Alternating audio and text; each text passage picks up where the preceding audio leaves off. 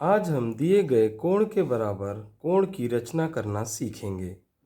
जैसा कि आपको यहाँ नज़र आ रहा होगा कि ए बी सी एक कोण यहाँ पर हमें दिया गया है जिसका हमें माप अभी ज्ञात नहीं है। इस कोण के बराबर हमें एक दूसरे कोण की रचना करनी है। इसके लिए सर्वप्रथम हम एक बिंदु ले लेते हैं। मान लीजिए कि ये बिंदु है हमारा Q। इस Q बिंदु से मैं एक किरण खींच ले रहा हूँ।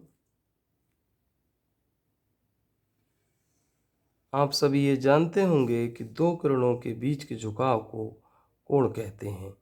तो मैंने ये किरण यहाँ पर एक QR बना ली है।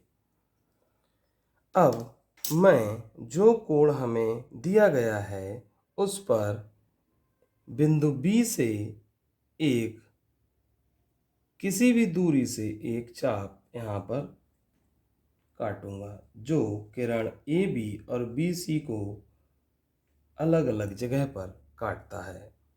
मान लीजिए BC पर यह M और AB किरण पर यह N बिंदु पर काटता है।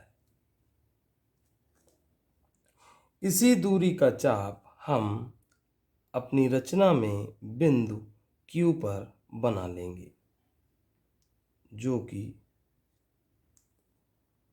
किरण QR पर किसी बिंदु X पर काटता है। अब हम दिए गए कोण में बिंदु M से N तक की दूरी को प्रकार में नापकर QR किरण पर बने चाप पर बिंदु X पर प्रकार की नोक रखकर काट लेंगे।